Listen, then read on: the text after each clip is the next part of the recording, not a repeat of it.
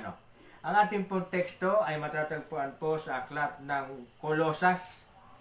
Aklat, mga sulat po ni Pablo sa mga taga-Kolosa. Kolosas. Ano po?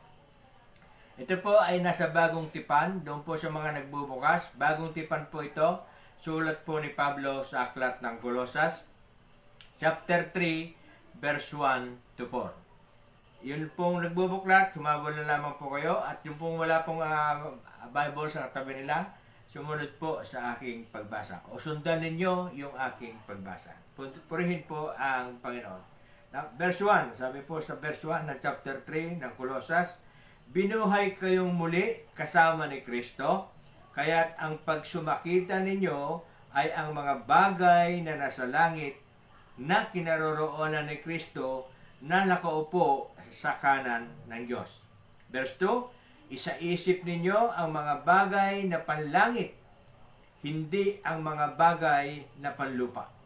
Verse 3, sapagkat namatay na kayo at ang tunay na buhay ninyo'y natatago sa Diyos kasama ni Kristo. Verse 4, si Kristo ang tunay na buhay ninyo at pag siya'y nahayag, mahayag din kayong kasama niya at makakahati sa kanyang karangalan. Purihin po ang Panginoon, napagpala na po ang kanyang mga salita. Tayo po ay manalangin. Banal at dakilang Diyos na makapangyarihan sa lahat, muli Panginoon na kami lumuluhod, humihingi po ng tawad sa lahat po ng aming mga nagawa, nasambit, naisip, na hindi ayon sa iyong kalooban. Lord, marapatin mo po na ang aming paglapit, na ang aming pagsamba sa araw na ito o sa hapong ito ay maging karapat-dapat sa iyong kalooban at hayaan mo, Panginoon, na ang lahat ng aming karumihan ay malinis mo ng kapangyarihan ng iyong banal na dugo. Salamat po, Panginoon, sa kapatawaran at muli, Panginoon, itinataas namin sa iyo ang aming gawain sa hapong ito. Nawa, Panginoon, hawakan mo ang aming mga puso at aming mga isipan. Ganon din po sa lahat po ng naabot at nanonood ng aming Bible study online na ito. Lalong-lalo na, Panginoon, ang Milarpis family na nasa San Miguel sa pangunguna po ni Nanay Belia Pangilinan Milarpis at ng kanyang mga anak, mga apo at mga manugang. At ganon din po ng kanilang mga kaanak. Ay patuloy nga po, Panginoon, na pagkalooban kami ng kalinawan ng aming isip, linawin at lilinisin mo po ang aming karumihan upang ang salita mo ay aming maitago sa pinakamatabang puso, pinakamatabang parte ng aming puso. At dalangin namin, O Diyos, na samahan mo kami sa aming gawain. Ialis mo po, Panginoon, ang hindi magagandang salita at pagpapatuloy po namin na ikaw ay aming mapapurihan, ikaw ang mahayag at mataas sa aming kalagitnaan sa hapong ito. Salamat po, Panginoon. Papuri at pagsamba, pagluwalhati ay sa iyo, magpakailanman. Ito po ang sama namin dalangin sa pangalan ng aming Panginoong Hesukristo. Dahil nga po nabasa na po natin yung ating teksto, meron po na naman akong nabasa rito sa aklat po ng Daily Bread. Ang sabi po rito ay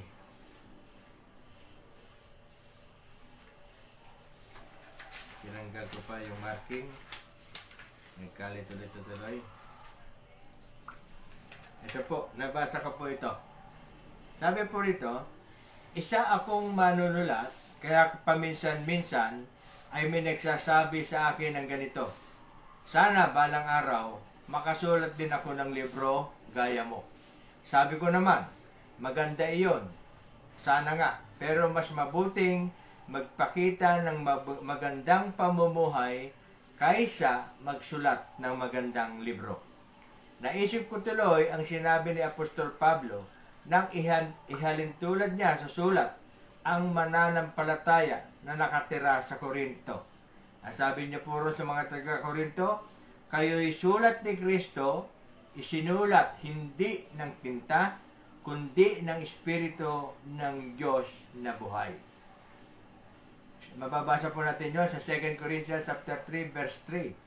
May librong isinulat si Lewis Bailey na tagapayo ni James the First na hari ng England noon. Sinabi niya sa librong iyon na kung gustong ma-impluensya o impluensya ng isang tao ang kanyang kapwa sa pamamagitan ng kanyang mga isinulat, maaring kaunti lang ang kanyang mai-impluensyahan. Pero kung magpapakita siya ng magandang pamumuhay, mas marami siyang mai-impluensyahan. Amen. Maaring hindi makasulat ng magandang libro ang isang mananampalataya. Pero kung namumuhay sila para sa Diyos, ay para na ring nagbabasa ang mga tao ng isang magandang libro sa pamamagitan ng pagtingin sa kanilang pamumuhay. Amen. Hallelujah. Mas maganda pa raw po yung maging example po yung ating pamumuhay sa kapwa kaysa gumawa po tayo ng libro na makapag-i-impluensya sa kanila. Purihin po ang Panginoon. Dahil po doon sa ating nabasa, ang sabi po, ang ating pong dalawang artikulo lang po ang ating pag-uusapan dito. Ang sabi po rito ay, ang article number 1, ay ito po ay binubuo ng verse 1 and 2. Ang sabi po rin sa verse 1 and 2, binuhay kayong muli ni Kristo, kaya't ang pagsumakita ninyo ay ang mga bagay na nasa langit na kinaroroonan ni Kristo na nakaupo sa kanan ng Diyos. Verse 2, isaisip ninyo ang mga bagay na panglangit, hindi ang mga bagay na panglupa. Yun nga po ang sabi po doon. Isaisip ninyo ang mga bagay na panglangit. Yun po yung article number 1. Letter A, ang sabi po, sapagkat ang ating mga buhay ay na kay Kristo na nasa langit. Kinakailangan ang ating mga isipan at saloobin ay ayon sa mga bagay na panglangit. Dahil sabi po doon sa verse 3, sapagkat namatay na kayo at ang tunay na buhay ninyo'y natatago sa Diyos. Amen. Sabi din po sa ating binasa kanina doon sa pangalawang Korinto chapter 3 verse 3, ang sabi, kayo'y sulat ni Kristo na iniingatan namin. Isinulat hindi ng tinta, kundi ng Espiritu ng Diyos na buhay. Tayo daw po ay binuhay dahil sa pamamagitan ng ating Panginoong Hesukristo.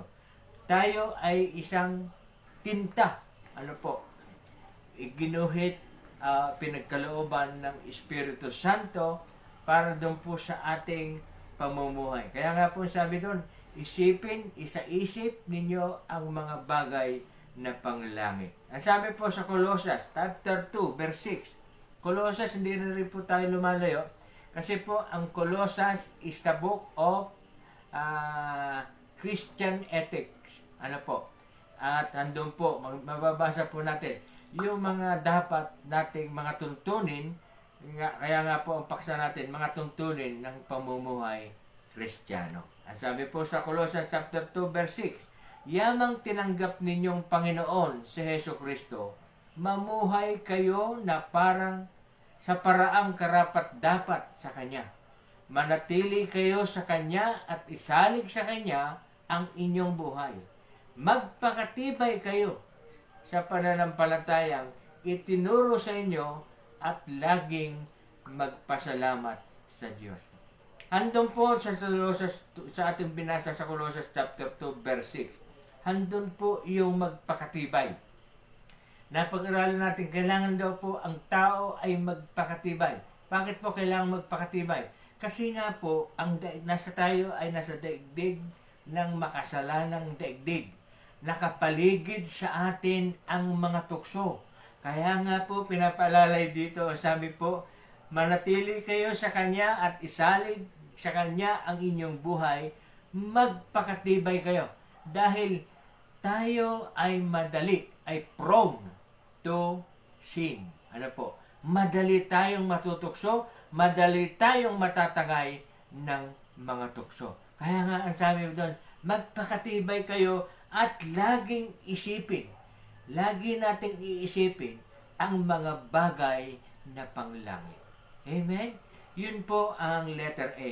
Letter B, kailangan ang ating mga advocacy, at gawain ay ang paghahangad sa mga spiritual na bagay. Kaya po sabi po sa 2, isaisip ninyo ang mga bagay na panglangit, hindi ang mga bagay na panglupa. Ibig sabihin, spiritual ang lagi nating isiisip. Kasi nga po, pag tayo ay nasa Panginoon, kasi po yung mga nasa Panginoon na, laging ang kanilang nasa isip ay ang Diyos. Lahat ng kanilang pag-asa, ginagawa sa buhay, isinasang-alang-alang nila sa Diyos. Yun po yung patuloy na kumakapit, nagtitiwala sa Diyos. Yun po ay sinasang-alang nila lahat ng sa Diyos, mga gawain, yung nasa kalooban ng Diyos.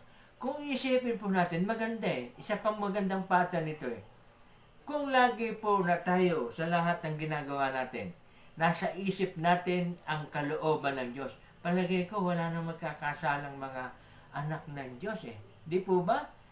Kasi nga po, lahat po ng top of the line ng ating kaisipan, yung magkakaroon po tayo ng isinasa isip natin, ano ang kalooban ng Diyos. Maipapakita ko kaya sa Diyos, o maipipresenta ko ba kaya sa Diyos ang gagawin kong ito. Kaya nga, siguro para doon ay hindi na tayo makagagawa ng kasalanan. Colossians chapter 2, verse 20 and 23. Ang sabi, namatay na kayong kasama ni Kristo at wala na sa kapangyarihan ng mga espiritong naghahari sa sanlibutan. Bakit pa kayo sumusunod sa mga alituntuning tulad ng huwag hahawak nito, huwag titikim niyan, huwag ihipo niyan? Ang mga ito'y utos at aral lamang ng tao tungkol sa mga bagay na nauubos. Sa 33, sa biglang tingin, tila nga nakabubuti ang ganitong pagsamba sa mga pagpapakumbaba at pananakit sa katawan. Ngunit ito'y hindi nakapipigil sa pagmamalabis ng laman. Kaya nga po doon sabi, kailangan ang ating adhikain at gawain ay ang paghahangad ng mga spiritual na bagay. Hindi na po, sabi doon na hindi na po tayo under ng mga batas. Yung mga bawal kumain. Kasi po, actually po, lahat po ng pagkain ay obrang kainin kung ito ay binibigyan natin ng pasasalamat sa Diyos. Idinadalangin natin. Ay huwag naman siguro yung mga sawa. Yan po. Huwag naman po siguro yung sawa, yung ahas. Meron ako nakita sa Facebook, kinakain yung crocodile, po. Huwag naman po sana yung mga gano'ng exotic food, purihin po ang Panginoon. Letter C, ang pagsasabuhay sa katangian ni Kristo. Yung pagsasabuhay. Nandito rin po sa ating chapter na pinag-uusapan. Chapter 3, verse 12 to 17. Basahin po natin. Ang sabi po, 3:12 to 17. Ang sabi po, kayo'y hinirang ng Diyos, itinalaga para sa Kanya, at minamahal niya. Kaya dapat kayong maging mahabagin, maganda ang kalooban, mapagpakumbaba, mabait, at matiisin. Magpaumanhinan kayo at magpatawaran kung may hinanakit kayo sa isa't isa. Pinatawad kayo ng Panginoon, kaya't magpatawad din kayo. At higit sa lahat, mag-ibigan kayo pagkat ito ang buklot ng ganap na pagkakaisa. At paghariin ninyo sa inyong puso ang kapayapaang kaloob ni Kristo, sapagkat ito ang dahilan kaya kayo tinawag upang maging bahagi ng isang katawan. Ang sa mga salita ni Kristo ay itanim ninyong mabuti sa inyong isip.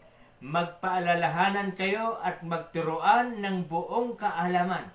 Umawit kayo ng mga salmo, ng himno at mga awiting espiritual na may pagpapasalamat sa Diyos.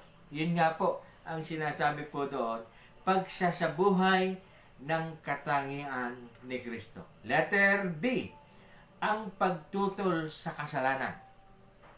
Yun nga po, kandi sabi ko kanina, dapat tayo ay maging matibay sa ating pananampalataya para malabanan natin ang tukso. Kaya nga dapat dito naman itinuturo na pagtutol sa mga kasalanan.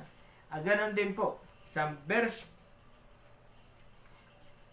5 sa ating binasa sa aklat din po ng Colossus chapter 3. Ito naman po ay babasahin natin mula 5 hanggang 11. Sabi po, kaya dapat nang mawala sa inyo ang mga pitang makalaman, pangangalo niya, kahalayan, mahalay na simbolo ng damdamin, masasamang nasa at ang pag-iimbot na isang uri ng pagsamba sa Diyos-Diyosan.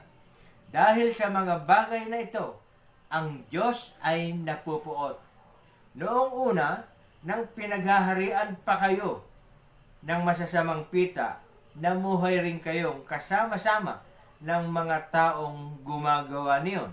Ngunit ngayon, itakwil ninyo ang lahat ng ito. Galit, puot at sama ng loob. Iwasan na ninyo ang panunungayaw at malalaswang pananalita. Huwag kayong magsisinungaling sa isa't isa, yamang hinubad na ninyo ang dating pagkatao pati ng mga gawa nito at nagbihis na ng bagong pagkatao. Patuloy itong nababago ayon sa larawan ng Diyos na lumikha sa inyo upang maging ganap ang inyong kaalaman tungkol sa Kanya. Yun nga po, ang sabi doon, pagtutol sa kasalanan. Yung paghahangad na maging katulad ng sabi nga doon, maging katulad pagsasabuhay ng katangian ni Kristo. Letter E, mga biyayang espiritual, kapangyarihan, karanasan at pagpapala ay na kay Kristo. Ibinibigay niya ang mga bagay na ito sa lahat ng taos-pusong humihingi at masigasig na kumakatok. Yung spiritual, yung pagiging spiritual na katangian, tayo ay spiritual. Ito po ay dapat nating hangarin, hingiin, hilingin sa Diyos na tayo ay pangunahan ng Espiritu Santo sa ating buhay. Kasi nga po, di ba madalas ko na itong napag-aralan natin, yung tayo ay dapat nagagabayan. Nagagabayan, as the word nagagabayan, ibig sabihin, ito ay may pahintulot natin, hinihiling natin, Lord o Espiritu Santo, gabayan mo kami. Unless na hindi po natin hilingin, kasi hindi naman po automatic ang Diyos eh. Ayaw niya na tayo ay hawakan niya sa leeg. Tayo ay binibigay niya ng choice. Kaya kailangan hilingin po natin, nasahin natin na tayo ay pagkalooban at pangunahan ng Espiritu Santo sa lahat ng ating gagawin. Yun nga po ang ibig sabihin. Kasi nga po, hindi niya po tayo ginawang robot. We have a choice. Kaya pagdating po sa mga espiritual, kailangan po nating hilingin na tayo ay pangunahan ng Espiritu Santo para ang mga bayayang espiritual, kapangyarihan, karanasan at pagpapala na kay Kristo, ibinibigay niya ang mga bagay nito sa lahat ng taos-pusong humihingi at masigasig na kumakatok. Sabi po sa Efeso chapter 3 verse 1, Efeso chapter 1 verse 3 to 5.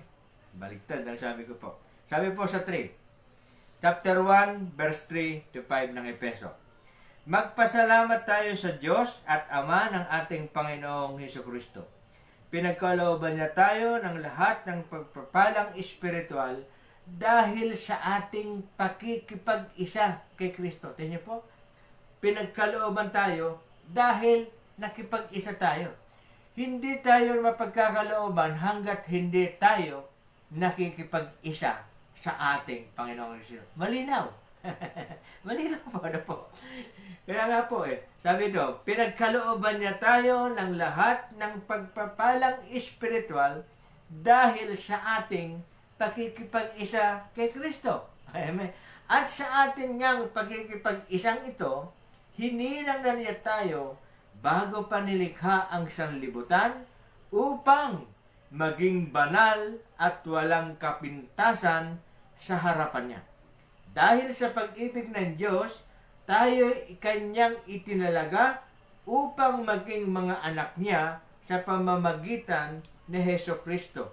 Yan ang kanyang layunin at kalooban. Amen? You see? Tingnan po, ang kalooban ng Diyos tayo ay hindi mapariwara. Tayo kanyang hinirang. Kaya nga, binibigyan tayo ng paalala. Ito raw po yung ating lalakaran. Ito po yung mga tuntunin para tayo makita ang ating Panginoong Hesukristo sa buhay ng mga tagasunod ni Kristo. Amen? Hallelujah. Yun nga po. Number 2, Article 2. Ito po. Dalawa lamang po ang article sa Article 2. Ang Article 2 po ay ang verse 3 and 4. Ano po ang sabi sa 3 and 4? Sapagkat namatay na kayo at ang tunay na buhay ninyo ay natatago sa Diyos, kasama ni Kristo. Si Kristo ang tunay na buhay ninyo at pag siya'y nahayag, mahayag din kayong kasama niya at makakahati sa kanyang karangalan. Amen? Kaya nga po, ang Article 2 ay pinamagatang si Kristo ang tunay na buhay ninyo. Letter A. Ang tamang aral at banal na pamumuhay ay mahalagang bahagi ng pagtubos ni Kristo. Ano po yan? Ang tamang aral at banal na pamumuhay ay mahalagang bahagi ng pagtubos ni Kristo. Why? Ba't mahalaga? Yung tamang aral at maging banal tayo. Why? Tingnan po, ang ating Panginoong Hesukristo ay banal. Ang ating Panginoong Hesukristo ay makapangyarihan. Siya ay malinis, walang pagkakasala, walang bahid ng pagkakasala. Bakit po kailangan na tayo na sumusunod sa Kanya ay dapat maging banal? Ang Diyos ay banal, sabi sa unang Pedro, ang Diyos ang banal at dapat kayong maging banal. You see? Unang Pedro yun, sabi ko po. Nakalimutan ko po yung verse, pero kabisado ko po yung sabi niya. Ang Diyos ay banal, dapat kayong maging banal. You see? Kaya nga po ang sabi doon, si Kristo ang tunay na buhay ninyo. Ang tamang aral at banal na pamumuhay ay mahalagang bahagi ng pagtubos ni Kristo. Sasabi po sa 2 Timothy chapter 1, 13 to 14, ang sabi, gawin mong batayan ang mga aral na itinuro ko sa iyo. Yamang ang mga ito'y pawang katotohanan. Manatili ka sa pananampalataya at sa pag-ibig na tinanggap natin sa pakikipag-isa kay Hesukristo sa tulong ng Espiritu Santo na nananahan sa atin.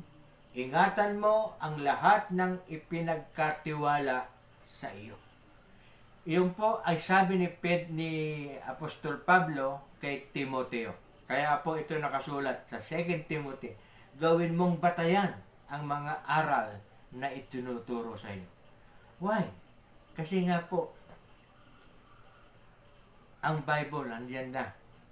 Kaya kung gusto po nating makatagpo ng mga dapat nating gawin sa ating buhay, yung pang-araw-araw na buhay, magbasa-basa po tayo ng Bible. Dito po, kung pupuntahan nyo po ang Colossus, ay ito po ang makikita po natin, ay Christian ethics, Christian attitude ang makikita po natin. At mamaya ko po wawakasan yan. Masasagasaan ko po yung aking conclusion. Ayaw ko muna magbitaw. Ano po? Ang sabi po sa talata, doon din, sa chapter 3, 16 and 17. Ang sabi po sa 16, ano po? Ang mga salita ni Kristo ay itanim ninyong mabuti sa inyong isip. Magpaalalahanan kayo at magturuan ng buong kaalaman. Umawit kayo ng mga salmo, mga imno at mga awiting espiritual na may pagpapasalamat sa Diyos. Ito na, sabi ko. Sa 17, at anuman ang gagawin ninyo, maging sa salita o sa gawa, gawin ninyong lahat sa pangalan ng Panginoong Hesus at sa pamamagitan niya'y magpasalamat tayo sa Diyos. Amen? Lahat daw ng gagawin natin ay gagawin natin sa pangalan ni Jesus. Sa anuman, sa maging sa salita o sa gawa, gawin ninyong lahat sa pangalan ng ating Panginoong Jesucristo. Kasi nga po, si Kristo ang tunay na buhay natin. Amen? Kaya nga sabi ni Pablo, gawin mong batayan ang mga itinuturo ko sa iyo, yamang ang mga ito'y pawang katotohanan. Amen? Letter B, palaging pangunahin ang pagkikipag-ugnayan at pag-ibig sa Panginoong Hesukristo. Lagi daw pangunahin ang ating pagkikipag-ugnayan. Paano po tayo, di ba sabi ko, tayo ay laging mananalangin. Pakikipag-ugnayan sa Diyos. Lagi po tayong magbabasa ng Bible. Makikipag-ugnayan po, pakikipag-ugnayan po ito natin sa Diyos. Yung pagbabasa ng Bible. Tinuturo kasi ng salita ng Diyos Alam naman, di ba sabi natin, ang Bible ay the Spirit-filled Word of God. Kaya ito ay magbibigay sa atin ng patuloy na koneksyon, pakikipag-ugnayan sa ating Panginoong Jesucristo. Sa unang, sa Colossus, chapter 1, 27, ang sabi po, inibig ng Diyos na ihayag sa lahat ng tao ang dakila at kamangha-manghang hiwagang ito. Ito ang hiwaga. Sumainyo si Kristo at dahil dito'y nagkaroon kayo ng pag-asang makapiling ng Diyos doon sa kaluwalhatian. Nagkaroon po tayo ng pag-asa dahil sa ating pakikipag-isa kay Kristo. Nagkaroon tayo ng nakikita natin na yung ating kinabukasan ay makakapiling natin ang Diyos, Ama, Anak at Espiritu Santo doon po sa langit. Yung po ang hinahangad natin. Ewan ko lang po, palagi ko wala naman po sa inyo, isa sa inyo, isa man sa inyo na naghahangad na pumunta sa ilalim. Lahat naman po, ang hinahangad natin, yung makapiling natin ng Diyos pagdating ng panahon. Amen? Di po ba? Yun naman talaga Purihin po ang Panginoon. Colossus chapter 1, verse 27, inibig ng Diyos. Sabi nga, inibig ng Diyos na ihayag sa lahat ng tao ang dakila at kamangha-manghang hiwagang ito. Ito ang hiwaga. Sumainyo si Kristo at dahil dito'y nagkaroon kayo ng pag-asang makapiling ng Diyos doon sa kaluwalhatian. Amen? Sabi po sa Colossus chapter 2, verse 9 to 10, sabi po,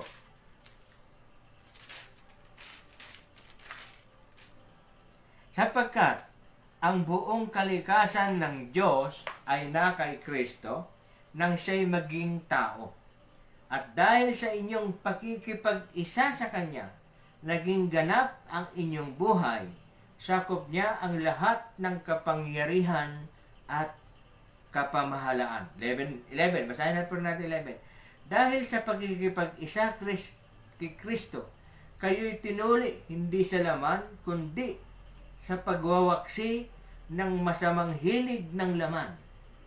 Ito ang pagtutuling mula kay Kristo nang tayo'y bautismuhan, nalibing tayong kasama ni Kristo at muling nabuhay na kasama niya dahil sa inyong pananalig sa kapangyarihan ng Diyos na muling bumuhay sa ating Panginoong Hesus.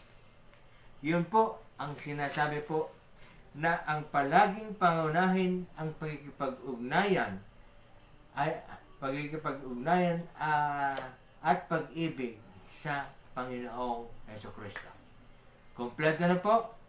Doon po sa ating binasa, chapter 1 and 2, isa-isip ninyo ang mga bagay na panglangit. Verse 3 and 4, si Kristo ang tunay na buhay ninyo.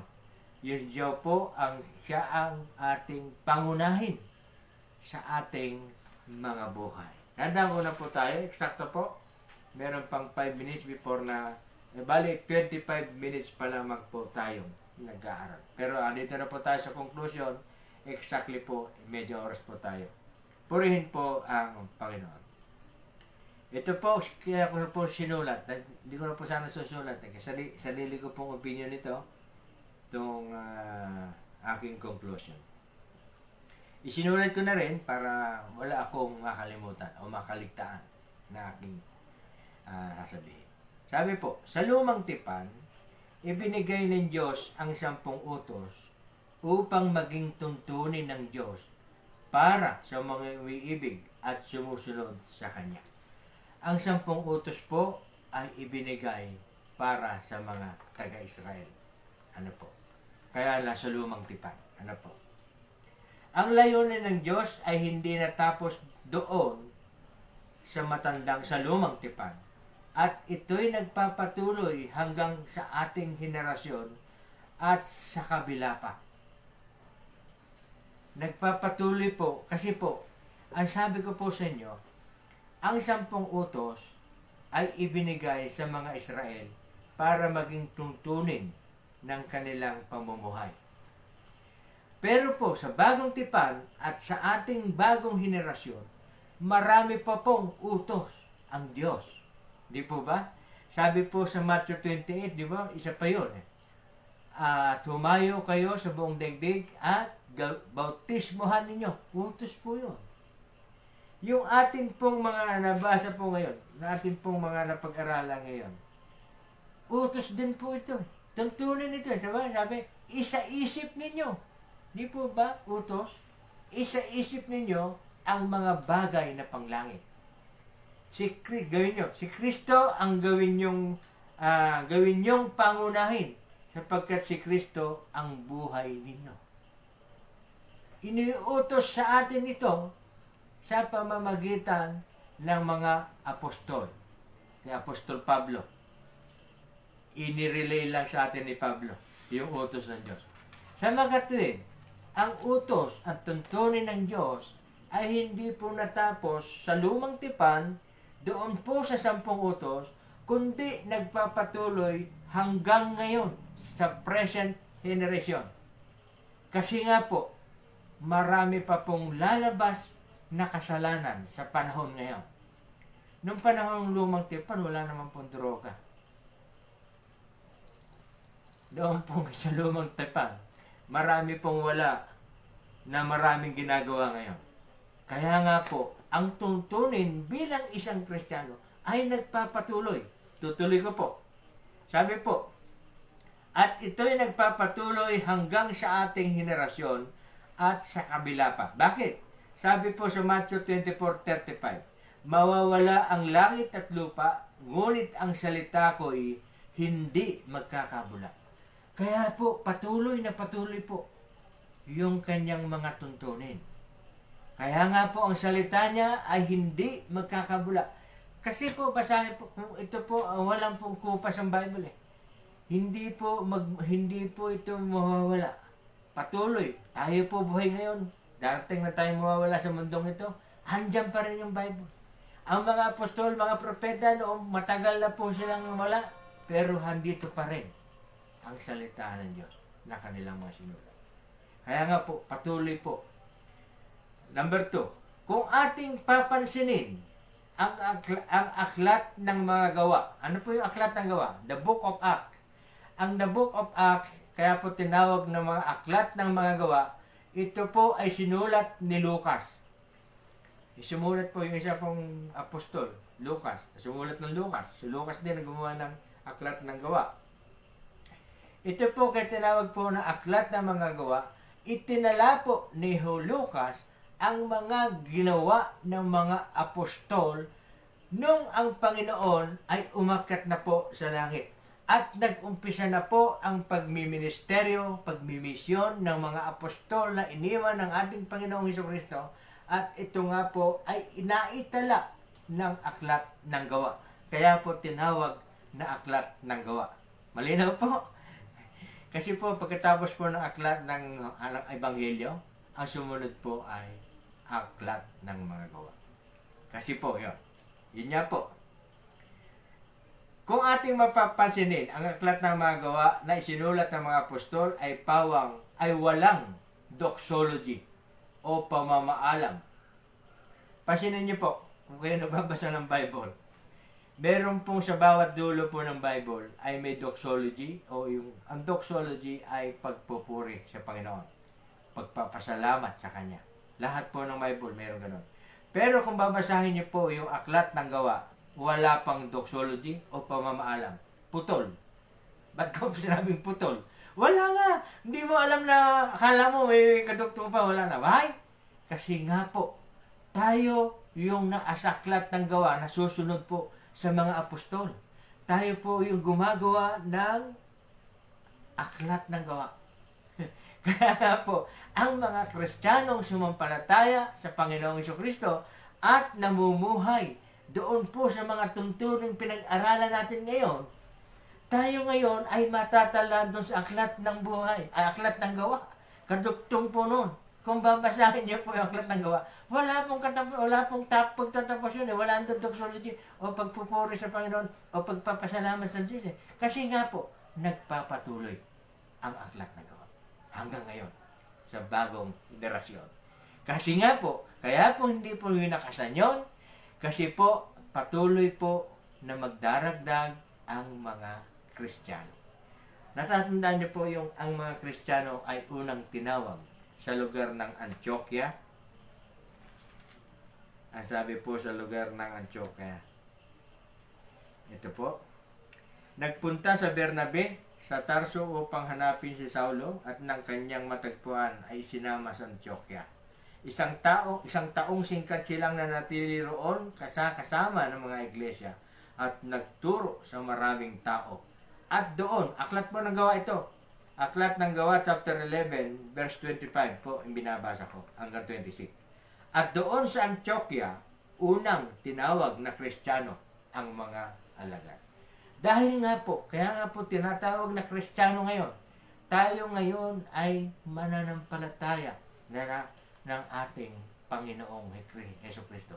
Kaya nga Kristiyano nanggaling po sa salitang Kristo, maka-Kristo, kaya tinawag tayong Kristiyano. Amen? At hindi naman po natin tinatalikuran ng Diyos Ama at ang Espiritu Santo ron. Kasi po ang Diyos Ama ay ipinagkaloob niya ang kapamahalaan at kapangyarihan sa kanyang buktong na anak. Kaya doon na po tayo sa Panginoong Hesukristo.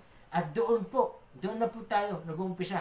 Mula po sa aklat ng mga gawa up to the present, tayo po ay tinatawag na mga Kristiyano dahil sa ating ethics. Amen? Amen. Hallelujah. Nasaan po tayo? Hanggang sa kasulukuyan, tama ulitin ko, kung ating papansinin, ang aklat ng mga gawa na isinulat ng mga apostol ay walang doxology o pamamaalam sapagkat ito'y patuloy na nangyayari sa mga nananalig at mananampalataya ng ating Panginoong Hesukristo. Hanggang sa kasalukuyan at sa hinaharap pa, patuloy ang kanyang gabay at patnubay sa pamamagitan ng mga tuntunin na nais niyang maging paalaala sa kanyang mga tinubos. Tayo ay kanyang tinubos sa ating mga kasalanan, kaya ang kanyang salita ay laging nagbibigay ng aral upang tayo ay mapalalahanan at hindi mawaglit sa kanyang kalooban. Di ba sabi ko noong nakaraan, ang kasaysayan ng paghatol ng Diyos sa kanyang bayan ay isinulat sa Biblia upang maibigay o upang magbigay sa mga nasa bagong tipan ng sapat na babala laban sa pagkakasala at pagkahulog mula sa biyaya. Napag-aralan po natin to, kaya ako binalikan. Tinatala ng Bible ang kasaysayan upang tayo ay mapalalahanan. Lalo na tayo mga Kristiyano, na tayo ay Kristiyano. Lalo na ang Pilipinas, the only Christian nation in Asia. Hallelujah. Na dapat tayo ang nangunguna bilang isang mabuting mamamayan. Amen? Tayo ay kanya nang tinubos sa ating mga kasalanan, kaya ang kanyang salita ay laging nagbibigay ng aral upang tayo ay mapalalahanan at hindi mawaglit sa kanyang kalooban. Kasi nga po mawawaglit tayo pag tayo ay nalihis ng landas. Maliligaw na po tayo. Hindi na tayo masusubaybayan doon. Hindi na po. Depende po kasi sa atin kung gusto natin o ibig natin na tayo ay pangunahan ng Espiritu Santo. Amen? John 14:21. Ang tumatanggap sa mga utos ko at tumutupad nito ang siyang umiibig sa akin. Ang umiibig sa akin ay iibigin ng aking Ama. Iibigin ko rin siya at ako'y lubusang magpapakilala sa kanya. Sa 15, bago po yung 21 muna kong binasa, pero sa 15, babalik tayo sa 15. Kung iniibig ninyo ako, sabi ng Panginoong Jesucristo, tutuparin ninyo ang aking mga utos. Amen? Sabi ko po sa inyo, pinag-uusapan po natin, utos to, mga tuntunin. Batas. Ano po? Tuntunin. Di po ba ang tuntunin ay batas? Purihin po ang Panginoon. Tayo po, idadako sa pananalangin. Mabigat nga ako sa loob ko to kasi Christian ethics. Pero ito po, kaya po pala tayo binigay dito. Dahil katuktong ito. Sabi niya, maging aral yung mga nangyari sa mga Israel noong sa lumang tipan. At ano po ang gagawin natin? Dahil aral nga yung nangyari sa kanila. Di ito ang sundin natin. Ito po yung mga tuntunin. Purihin po ang Panginoon. Hallelujah. Praise God. Hallelujah. Purihin ang Panginoon. Tayo po ay dadako muli sa ating prayer time. Patuloy po natin itataas sa Panginoon ang healing at recoveries nila Francis Pulido, Remedios Santos, Nelson Manso na pare-pareho pong dialysis patient. Boots de Guzman, Johnny Santillan, Lourdes Patron, Baby Harriet Lian Julaso para po sa kanilang mga recoveries. At recoveries din po para sa nagdaang operasyon nila Eddie Hilario at Teresita Milarpis. Gayon din po para sa healing at recoveries na nila Cathy Angeles, sa kanya pong husband at sa kanya pong ina na makarecover po sa sakit na dulot ng COVID-19. Then din po healing para din po kay Merly de Belen Paulino at kay John Patrick Castro na bigyan ng Panginoon ng wisdom and strength para sa karagdagang taon ng kanyang kontrata at ang patuloy na ingatan ng Panginoon yung kanyang physical at spiritual na buhay. Gayun din po hanap buhay para kila Teresa Milarpis de la Peña, Jade Milarpis, Roy Vincent Santos, Marvin Castro at Delisay Castro. Gayun din po para sa ating mga kaanak, kaibigan, kakilala ng mga OFW. Sa Japan, sila John Patrick Castro, Gerardo Angelo Gaspar, Leonard Caparas, Juby Moyo and family, J.R. Santos, Jesus Corpus Castro, Glenda Enriquez Yamaguchi. Sa Abu Dhabi, Marciana Pajardo at Ricardo Singh. Sa Dubai, si Lucy Milarpis. Sa USA, Lenny Cruz and family, Sarah Cruz and family. Sa Taiwan, si Andoria. Sa Hong Kong, si Glenda Pagaduan Gomez. Sa Jeddah, si Marvin Pangilinan. Sa Norway, Eser Hipolito. Sa Middle East, sila Ed Cabrera, Cathy Cabrera, Jason Cabrera, Lynn Maglake, Boots Gonzales. Sa Australia, Jane Baniked and family, Ami Basco and family. Sa Canada, Eddie Hilario and family. Sa Italy, Danilo Apostol, Irene Apostol, Heidi Apostole, Siganlay, Maribel Apostol, kasama na po ng kanilang mga pamilya.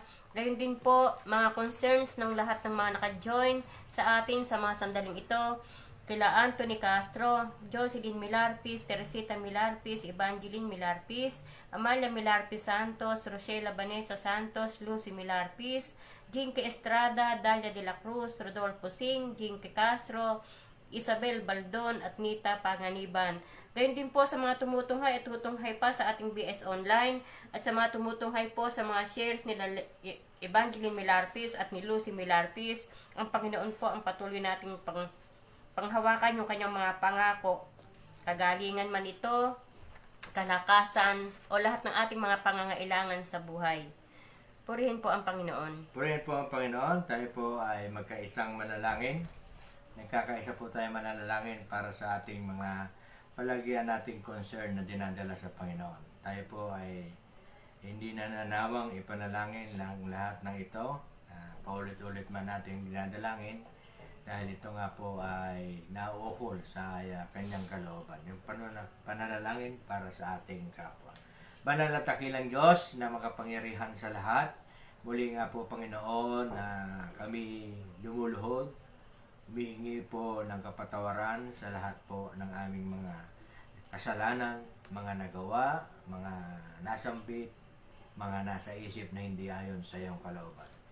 Lord, sa hapong pong ito, linisin mo po ang aming mga puso at isipan upang kami nga po, Panginoon, maging karapat-dapat na makalapit sa iyong paanan dahil ikaw ay banal, dapat din po kaming maging banal. Salamat po sa iyong patuloy na pagsusubaybay sa aming gawain at patuloy din po na aming itinataas ang lahat po ng mga kahilingan ng kagalingan para po kay Francis Pulido, kay Ate Remedio Santos, kay Nelson Manso, kay Butch de Guzman, kay Johnny Santillan, Lourdes Patron, Baby Harriet Lian Diolaso, Eddie Hilario, Teresita Milarpis, kay Cathy Angeles at sa kanyang asawa at sa kanyang ina at kanilang ina at kay Ate Merly de Belen Paulino. Ang lahat po ay humihiling po ng recovery at ganoon din po pananumbalik ng kanilang mga kalusugan. Yung iba po ay kagalingan, lalo-lalo na po yung pamilya po ni Cathy Angeles na nakaranas po ng COVID-19. Dalangin ko, Diyos, na sila nga po ay gumaling at makarecover mula po sa COVID-19. Ganon din po, kagalingan, patuloy pong kagalingan, pare po kay Ate Merly de Belen Paulino sa kanyang tuhod, sa kanyang karamdaman sa tuhod. Dalangin namin, O Diyos, ang kagalingan nito. Alam namin, Panginoon, na matagal niya na po itong dinadala. Ngunit, Panginoon, hindi po huli ang lahat at upang siya po ay iyong panumbalikin ang kanyang kagalingan, ang kanyang normal na paglakad sa kanyang karamdaman sa tuhod. Ganon din po, Panginoon, ang patuloy na kalakasan, recovery po dahil sila po ay nag-undergo ng operasyon kay Lourdes Patron at kay Teresita Milarpis. Dalangin namin, Panginoon, na total recovery na po at manumbalik na po ang kanilang mga kalusugan. Ganon din po ang pagpuprovide mo para kay Teresita Milarpis, yung kanya po ngayong ginagala yung pagtitherapy sa kanyang tuhod na naoperahan.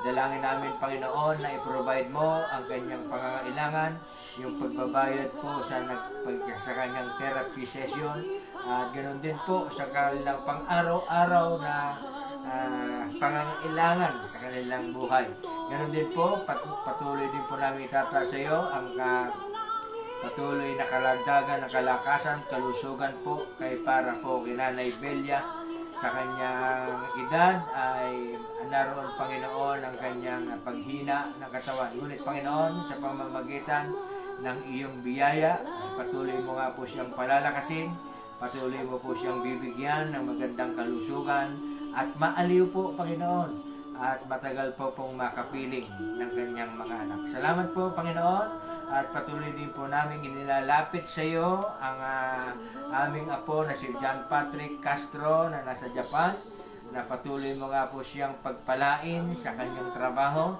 Bigyan niyo po siya ng kalakasan, ganoon din po ng panibagong kasiglahan, panibagong kontrata, panibagong hanap buhay, trabaho, Panginoon, para sa kanya.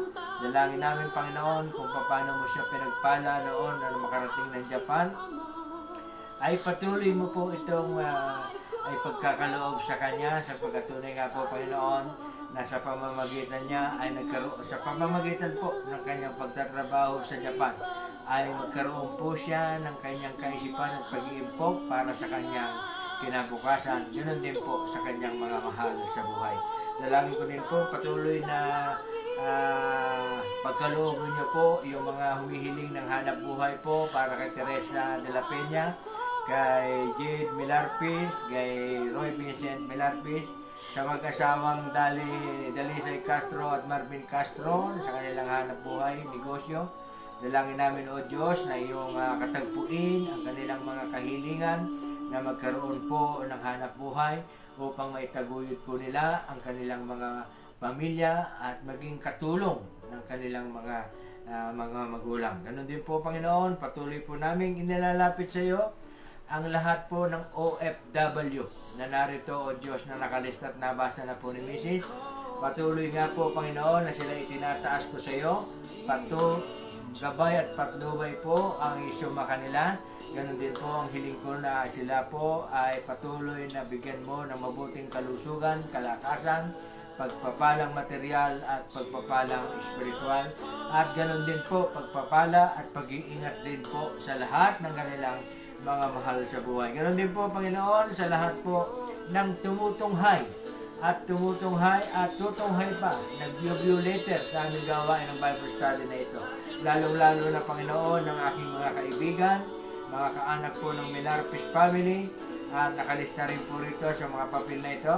Ganon din po yung mga aking mga batchmate from elementary hanggang high school na patuloy din pong sumusubaybay at nanonood ng aming Bible study.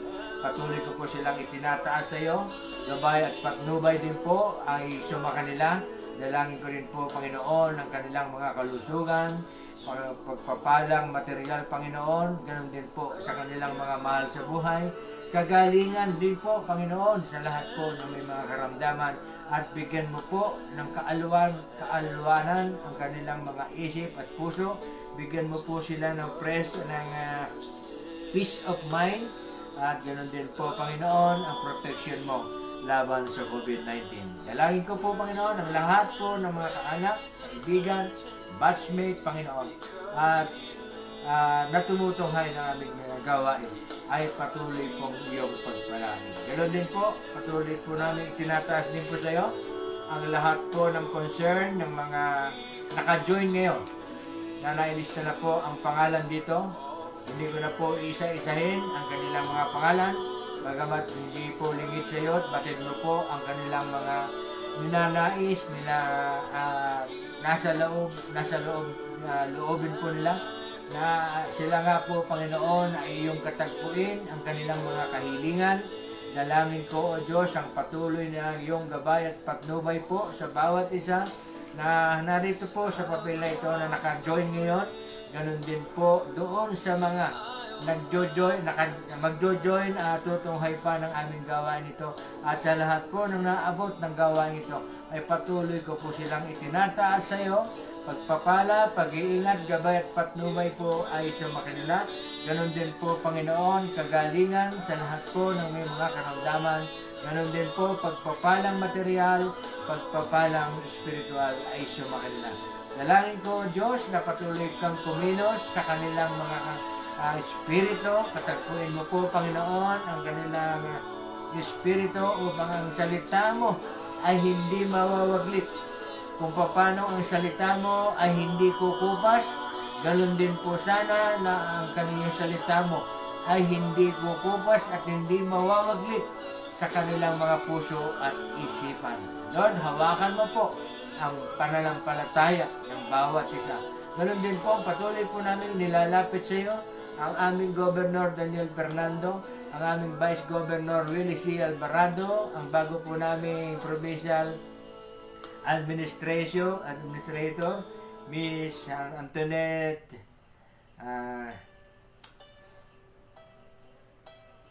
sa aming bang bago pong administrator, at ganoon din po, particularly Panginoon, sa lahat po ng empleyado ng accounting office na sa pangunguna po ni Ma'am Marites Prehinal, at ganoon din po lahat po ng mga tumutunghay ng aming gawain sa na empleyado ng accounting office.